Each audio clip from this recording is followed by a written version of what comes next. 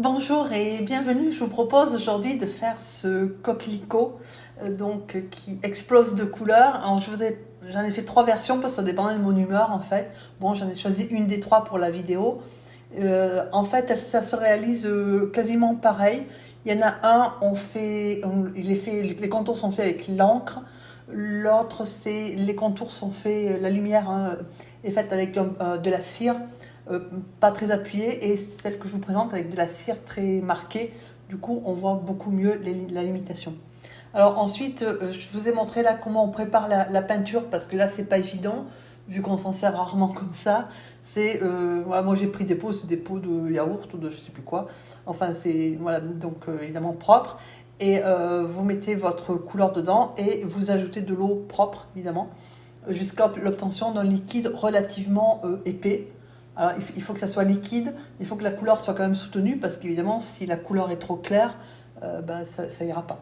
Voilà, donc vous préparez. Et moi, je vous conseille de de le mettre dans trois, quatre, puisqu'il y a quatre couleurs, quatre récipients tout petits. Vous avez vu, moi, c'est vraiment des petits, ou des pots de petits Suisses, enfin des choses relativement stables, mais qui vous permettent d'avoir les couleurs, voilà, en petits godets, mais quelque chose qui soit où vous risquez pas de contaminer une couleur avec l'autre. C'est pour ça que j'ai pris dans des petits pots séparés.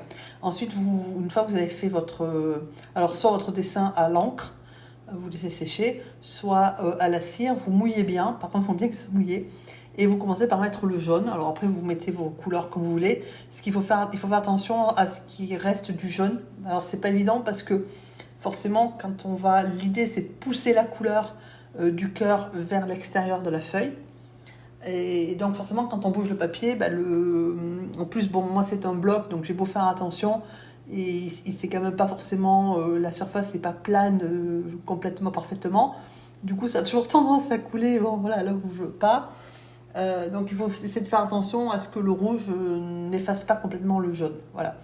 Donc après, vous mettez alors, au besoin au pinceau, et un petit coup de vaporisateur ensuite, hein, pour bien écarter la peinture. Alors par contre, il faut bien protéger votre table, parce que ça a tendance quand même en faisant attention, on en met un peu, voilà, c'est comme tout moment quand on joue avec de l'eau, hein, forcément, voilà, on en met un peu là où il ne faut pas.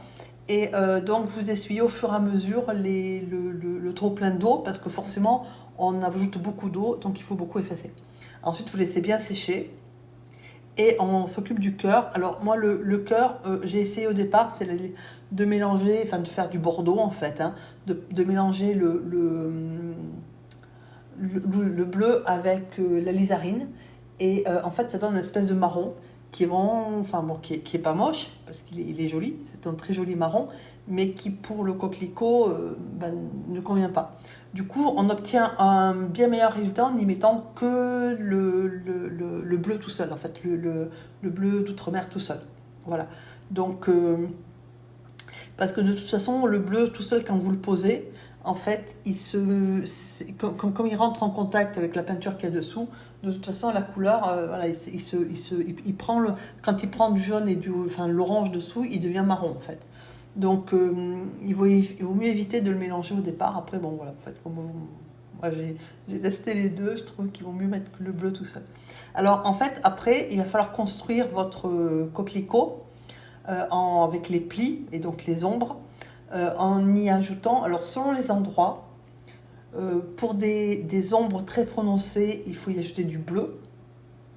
Pour des ombres, on va dire, moyennes, on y ajoute la lizarine, qui est quand même un rouge qui est foncé et voilà, qui tire quand même bien déjà vers le pourpre.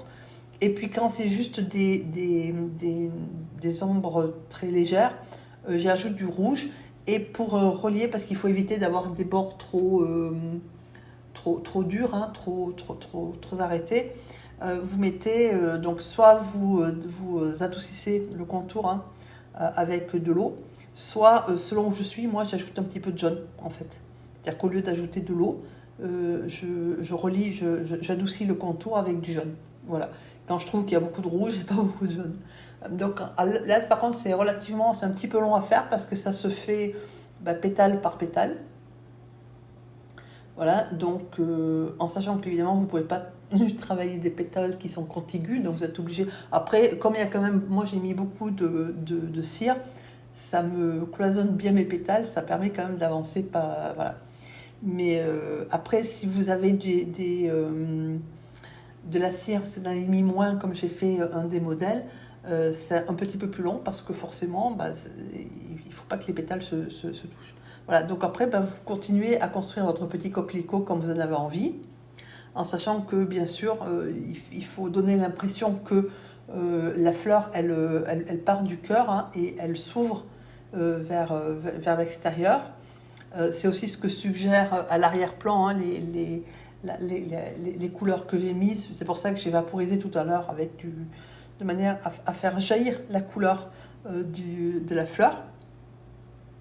C'est aussi pour cela que j'ai choisi dans cette version-là de mettre les contours à la cire blanche pour capter vraiment la lumière. Alors non pas qu'il n'y ait pas de lumière, hein, il y a de la lumière, mais parce que justement je voulais donner l'impression que le coquelicot il créait une explosion de couleurs, une explosion de lumière, et donc je voulais quand même délimiter un peu la fleur. Voilà. Après, c'est une question d'interprétation et de goût. Voilà. Faites comme vous avez envie de le faire. Je vous ai mis ça là parce que pour moi, c'est la version la plus gaie et la plus, peut-être la plus enthousiaste des autres, voilà, de toutes. Enfin, voilà. Après, vous choisissez celle qui vous parle le mieux, en sachant que techniquement, c'est la même chose. Hein, la seule différence qu'il y a, c'est les contours, soit à la cire, soit à l'encre. Et après, l'arrière-plan, où il y a des arrière-plans, les deux premiers, je les ai fait plutôt assez sombres, alors avec du bleu, l'outre-mer, hein, qui se met, quand il passe sur l'orange, il devient un peu marron, quand il passe sur le rouge, il devient plutôt violet, forcément, ou pourpre. Et puis si vous y ajoutez, vous le mélangez, vous mettez dans une petite coupelle, vous mettez un petit peu de jaune, un petit peu de bleu, ça fait du vert. Et sur les parties les plus claires, vous pouvez avoir du vert aussi. Voilà.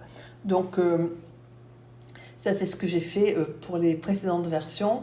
Et pour celle-ci, j'ai fait une version bien plus soft, bien plus claire, parce que c'est ce que je voulais. Voilà. Mais après, c'est comme ça vous parle. Et puis, je dirais même selon le jour où vous le faites, parce que moi, je les ai faites en plusieurs fois, hein, forcément, mais sur plusieurs jours. Et voilà, j'avais pas forcément la même humeur, voilà. Donc, vous faites comme je vous ai mis les trois. Sur le site, j'expliquerai peut-être un peu plus les deux autres versions pour ceux que ça intéresse. Alors, pas forcément, ce ne sera pas forcément prêt en même temps que la vidéo, parce que c'est quand même long à faire. Et voilà, et qu'on a beau être confiné, c'est pas pour ça qu'on travaille pas, hein. Donc voilà. Mais voilà, je les expliquerai un petit peu mieux. J'essaie de vous montrer un petit peu plus, surtout pour la partie encre, pour ceux qui veulent, qui sont plutôt intéressés pour faire ça. Voilà.